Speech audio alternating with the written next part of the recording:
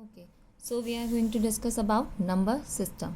Yes, तो जो हमने पहले पढ़ा हुआ है पहले हम उसे डिस्कस कर लेते हैं. तो पहले से हमें मालूम जो है वो क्या है, नेचुरल नंबर्स, होल नंबर्स और इंटीजर्स. नेचुरल नंबर क्या होते हैं?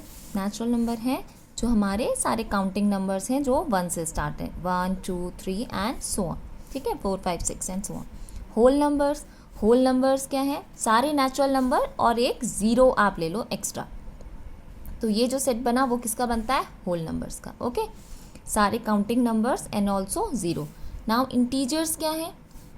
इंटीजर्स को हम रिप्रेजेंट करते हैं जेड से, और उसमें आ जाएंगे सारे होल नंबर्स. आ गए सारे होल नंबर्स और निगेटिव नंबर्स. ओके, सारे पॉजिटिव, सारे निगेटिव एंड ऑल्सो ज़ीरो. तो इसको देख के ही आपको क्लियरली समझ में आ रहा है कि जो सबसे बड़ा सेट बन रहा है वो क्या बन रहा है? इंटीजर्स का. इंटीजर्स के अंदर सारे नेचुरल नंबर भी हैं और होल नंबर भी है. सपोज ये बॉक्स है कोई, ठीक है, ये है किसका?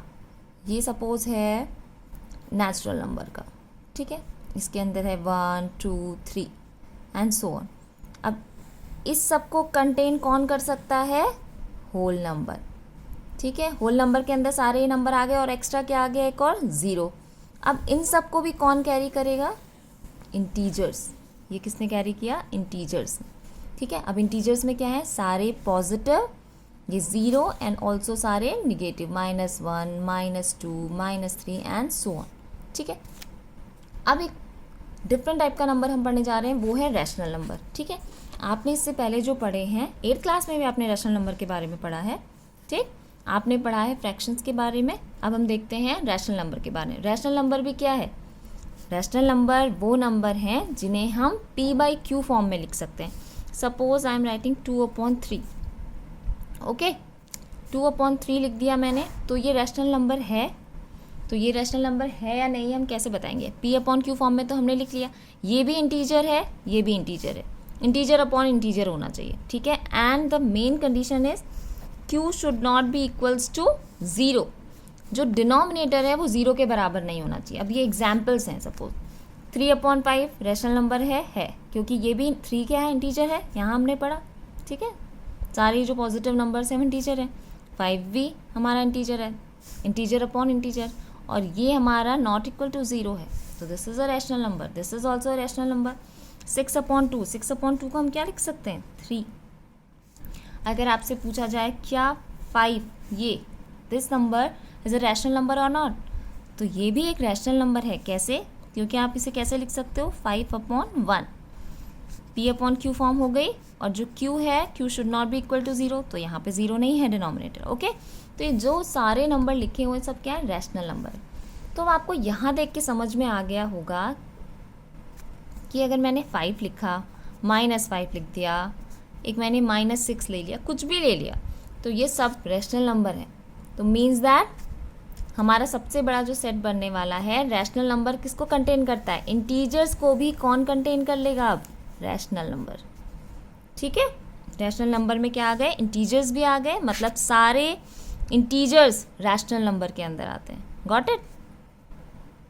अब हम पढ़ते हैं रैशनल नंबर के टाइप्स. ठीक है, रैशनल नंबर के टाइप्स हम पढ़ेंगे.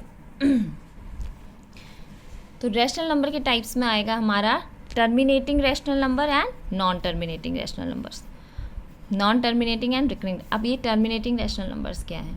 ओके, तो पहले तो हम देख लेते हैं. जैसे मैंने बोला 2/7.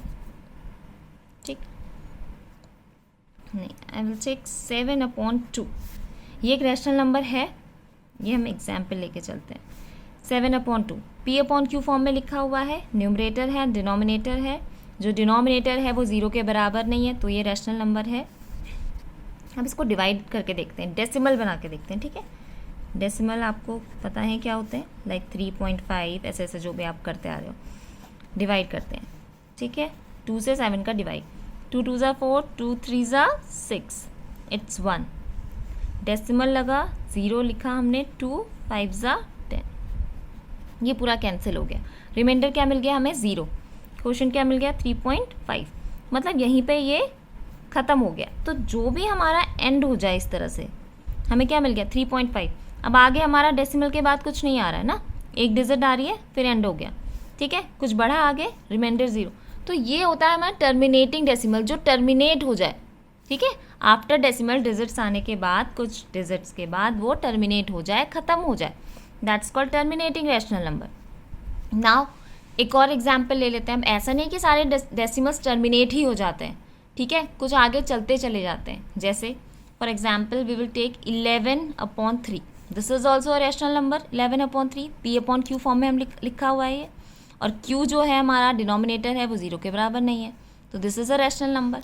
अब हम इसे डिवाइड करके देखते हैं। 11, 3 को 3 से डिवाइड कर रहे हैं 11 को, 3 3 9, क्या मिला हमें 2, डेसिमल लगाएंगे, ओके, 0 मिला हमें, यहाँ 0 बढ़ा सकते हैं, 3 6 18, फिर 2 मिला, डेसिमल लगा हुआ है तो अब हम 0 बढ़ा सकते हैं, बार बार डेसिमल लगाने की ज़रूरत तो है नहीं, 0, फिर 6 18, फिर 2, फिर डेसिमल, फिर 6, फिर 18, ऐसे ही ये बढ़ता जाएगा, ठीक है, हमारा ये ख़त्म ही नहीं होगा, 6 6 6 6 आता जाएगा। जब भी आप 11 को 3 से जैसे डिवाइड करते जाएंगे, 3.666 एंड 6 एंड सो ऑन आता जाएगा, और इसे हम कैसे लिखेंगे, 3.6 बार, ओके।